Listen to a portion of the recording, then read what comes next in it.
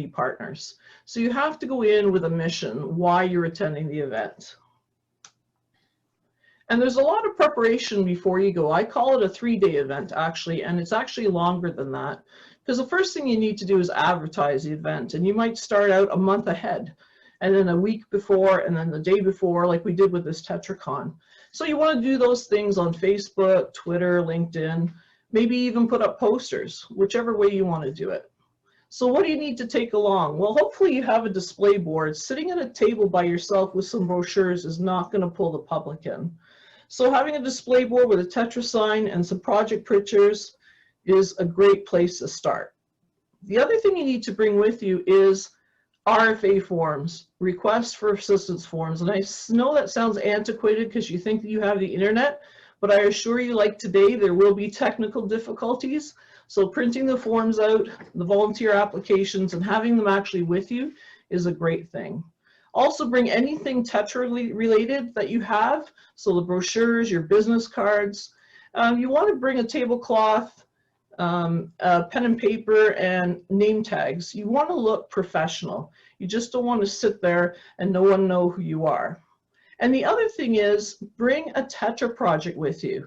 If something is being made like a cup holder, like we've been talking about all day, then bring the cup holder and put it on the table so that you have something concrete there for the people to see. And the best thing you could do is if you have a client that's willing to go with you with their Tetra project, that's the optimum.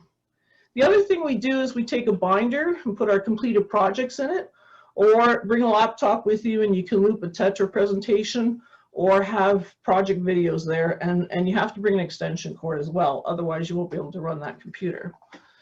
So here you have a picture of a display board. You have Tetra brochures, the binder, there's a name tag. You want to arrive early and set up. Like I said, you want to be professional and you want to make sure that you're on time. And all the sponsors or anything you want to put up, anything you think that's important. Sometimes we also bring balloons with, or flowers, whatever you want to do to make yourself stand out from the other 40 tables that are there at that resource. So this is the most important part. I don't know if I can get rid of these here, but probably not. But you can see the laptop perhaps over on the right. You can see Ron here, who's with us today. He's wearing his name tag, believe it or not. And you can see I did not give you permission to use the photo. And you can see here, we brought a bocce ball launcher with us. Why is that important? Well, again, you can show people that it swivels, that it goes up and down. You can place the ball in different gates. You can open the gate for them. It's something tangible they can see that a volunteer built. But the most important thing to do is not to sit there and let everybody walk and roll by. That's what a lot of people do, and you will miss an opportunity. Every person that goes by your table is an opportunity to get an RFA or a volunteer or a community partner. So you can't be shy, because the people walking by are going to look the other way. So what you have to do is you have to say, hi, my name is Sylvia. Have you heard about the Tetra Society? They may say yes, and they may say no. And if they say no, you say, well, then come on over here. We're going to tell you all about it. And that will bring them into the table and you can talk to them then. Some people say, I'm sorry, I don't have time, but most people do come to the table and they're shocked. They're shocked to find out that we have a free service for them that will provide them greater independence. So for this example here, this gentleman comes up and Ron is engaging here, speaking to the person, and the person says, no, I don't need anything from Tetra. Well, that's not good enough, because I'm sure there's something that they're dreaming about that they haven't realized that Tetra can do for them. So you can see this bag hanging on the back of their chair. I might strike up a conversation and ask, how's that bag working for you? Can you reach it? I see that it's open. You know, how secure is that for you? And that will start a bigger conversation. And so now that might turn into an RFA. Even if it doesn't, perhaps you can get the person's name, their phone number, their email address. That's why it's important to bring a pen and paper with. If not, fill out the RFA if you can, right there on the spot. Do not let them go by. Another good idea is to bring 2 people to a Tetra booth, not just so you can go and have health breaks, because everyone needs that, but also to go out into the actual event and take your business cards and Tetra brochures and to meet community partners who might, one, need a project done for their clients, or two, they can provide you with a client list, or three, they can invite you for a presentation, or four, you might even end up doing a grant together. We had a fair down in St. Catharines. We met up with Heartland, what are they called, Ron? Heartland Forest, sorry. It's Heartland a children's Forest. farm, yeah. And they decided that they wanted us to build all kinds of projects for their park. So we've made a good community partnership there, and we assist each other in funding when we each need different projects. So it's really, really important for you not to leave the table alone, so having two people there is essential. And the day after there's work, unfortunately. That's why I was saying it's a 3-day event usually. Any RFAs or volunteer applications, of course, you have to submit to head office. Any contacts that you recorded from that day of the event, so any clients, any possible volunteers or community organizations, you want to put them on 3 different spreadsheets so that you have them well organized when you need their information. And what do you need this information for? Well, I'll tell you. If you have to buy this information, which a lot of people are now virtually selling, it's very expensive. So you can create your own lists. And these lists can be used for mailouts, Gizmo newsletter mailouts. If you have a question from another community organization, now you have all the contact stuff. And the other thing that I do is when I come home is I take the email address and I invite them all to the Ontario Tetra Facebook page right away. They may not accept, but you might get a couple of new members come in. And the other thing you can do is either by phone. I usually do by email. I'll take my email list and I'll say, it was nice to meet you yesterday. Here's our website in case you need us, and here's the link to our Facebook page. So you complete the whole cycle from meeting them to saying, thanks for showing up. So you don't need to make a new list. I made this list for my chapter coordinators here in the Central Region, what you should be taking with you. Anybody can ask me for this list. You can change it, whatever works for your area or your chapter. And that's it for today, unless you have some questions. Can I just chime in on a little bit more?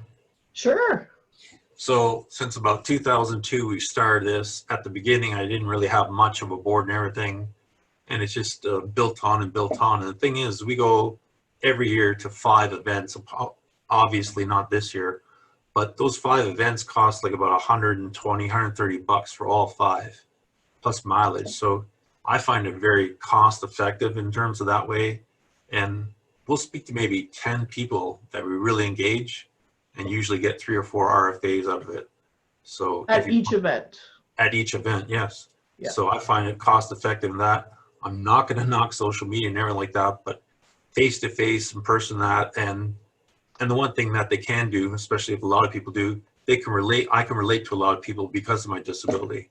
So that really helps with engaging and talking to people as well. Thanks. Very good, Ron. Thanks. Anybody else?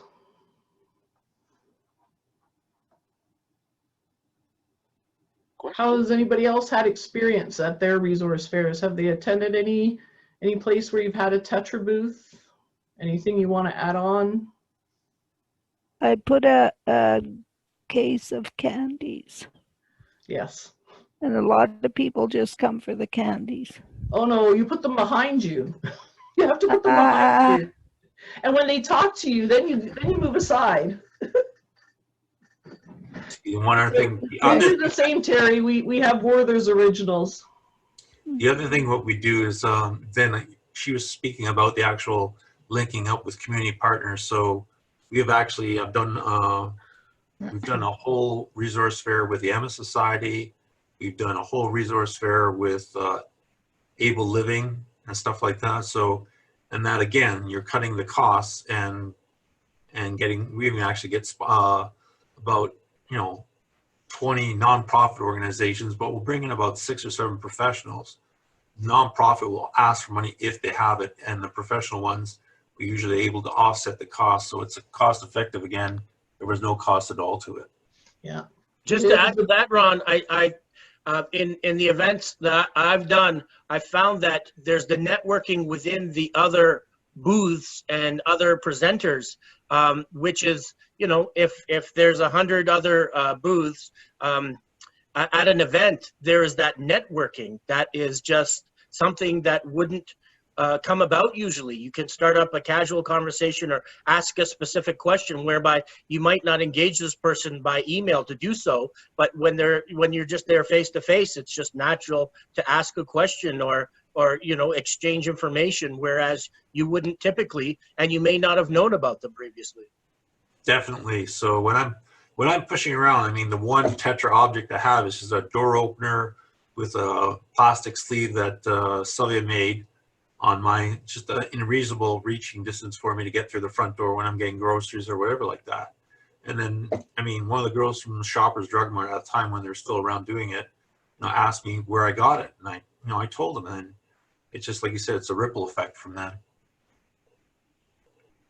It's the best way one-on-one to get RFAs, clients, volunteers, and community partners. No doubt about it. Anyone else? Yep, I got my hand up there, so I'll ask a question if that's okay. Sorry, Glenn. It's okay, no problem at all. Thank you for your presentation. Excellent stuff, especially the things like checklists and things. And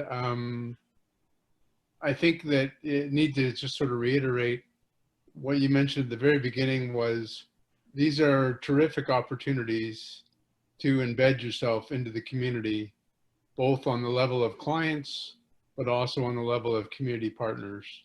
And, you know, one thing I'll add to, you went the manual route, which is always great to have the backup, but if you have the ability to have a internet connection there, and you have something at your disposal, like a tablet or a laptop that you can use, you can actually sign a person up for an RFA right on the spot by going to the Tetra website, asking them all the questions, filling in the information for them. That way it goes to head office and you don't lose the opportunity. Quite often people will say, do you have an RFA to put in? They'll talk about things, go back and forth, and they leave it in the hands of the individual walking by, who 9 times out of 10 will never ever submit that RFA. So take advantage of the opportunity if you can. Fill it out on the spot if you can, which is even more effective. And the other little suggestion I wanted to add in was with social media these days, you can even run promotions. If you perhaps get a sponsor or something like that for your event, you don't even need a sponsor if you can do, you know, through our expenses as chapter coordinators, we can put in for, you know, a small gadget or gizmo that we buy that's $20 or $30 and have a sign there that says, you know, a lot of people do things like fish bowls and drop in your business card. One of the business cards in this fish bowl will win, you know, and if you do get a sponsor or something, maybe you can say you'll win a free tablet, but you get all those business cards as your potential contacts as well. Or you can say, sign up to our Facebook page. Anybody who signs up to our Facebook page on this date that you're at that resource fair, we will draw randomly and they will win, you know, whatever, a new pair of socks or something. I don't know. You can pick and choose whatever you're able to afford and get your hands on. But again, it's all about making contacts, utilizing the social media and getting email addresses so you can follow up with all these people. And really that's the key, is the follow-up. Yeah. The one thing stemming from that, it just came up when Glenn hired me on. I don't know why, but we started out and he kind of mentored us what to do and everything like that. And when Sylvia came on, she was always thinking, for a new chapter coming up, it's easy to get to the local community organizations, but we want as Tetra is we want to go one tier down is to the actual clients. Well, then you get into a whole perspective of client confidentiality, which we speak about in a few things. So that takes time. And I would say it took me about, seriously, about 2 years just going around talking, advertising Tetra. We even talk about it. I remember we were at the picnic one time, the guy's hitting around a tennis ball. He couldn't do it right in a wheelchair. Said, we're with Tetra, we can help you with this. So yeah, it's a very, I'm just saying for the ones that are starting up, the best thing is to start at the grassroots. It's cheap, effective, and one-on-one conversations probably help the best. That's all I have to do. Thanks, Glenn. You guys are great. I call you the grandfathers of Tetra down in Ontario. And any information you guys can provide is always appreciated. But okay, we'll retire to Hawaii, me and Glenn. okay. But for resource fair, like they all said, you have to make that personal contact. And if you don't reach out and say hello to them, they will just go by the table. So please, please, please, just get the courage to say hello. That's all you have to say is hello and start the conversation. And sorry, I just wanted to add in one other thing I saw in the chat. Somebody said as a new volunteer, Tariq as a new volunteer, even as new volunteers, if you want to kind of wet your feet without going into doing a project right away first, then talk to your chapter coordinator or your regional coordinator about going to a resource fair and just being a part of the booth. That way you hear some stories, you can talk to the individuals that are there, you get a little bit more comfortable with how the process might work. If you're unfamiliar with how things work, you might be able to turn around and ask a coordinator or ask somebody there who's at the booth with you. And as a volunteer, that way you sort of solidify your understanding of the process and everything. And that way you don't feel so out in left field when you have to do projects for the first time at somebody's, apartment or house or whatever it might be. So it's even a great thing for volunteers as well. And as Sylvia said, we always need an extra person or two at the booth. So it's a good way to help out that way as well. Yeah, and the volunteer can also right there and then say, I can do this for you, I can do that for you. It only costs $10 and we'll solve your problem. So there's lots of benefits to bringing out a volunteer. Thanks, Glenn, for that. Yeah, thank you, Glenn. So I don't know. I wanted to be involved in the booth, but I had a previous commitment, so I couldn't go there. So that's why I'm just in this session, and it was very informative. Thank you for your presentations, and thanks to Wayne. He invited me for this to be involved with in this TetraCon from Toronto chapter. Excellent. What did you say, Toronto? Yes. Excellent, Tariq. Yeah, anytime you have a question, just talk to Wayne or myself. You're more than welcome to join anyone's resource fair. If we have one out this way and you want to join and Toronto doesn't have one, we'll definitely show you the ropes. So thanks for joining us today, and thanks for volunteering at Tetra. It means a lot. Thank you. Thank you very much. Good. I've got a comment. Go ahead. I like to have an elevator pitch. An elevator pitch gets people interested. Like maybe one of your projects you had success with. I guess in terms of an elevator pitch, you mean to have a set comment or story that's 15 to 30 seconds long, right? That's it, exactly. That's the hook. And then I'd like to search out, there's usually media people around at one of the booths, and local television shows are awesome. Yep. For getting new people, for getting new clients and volunteers.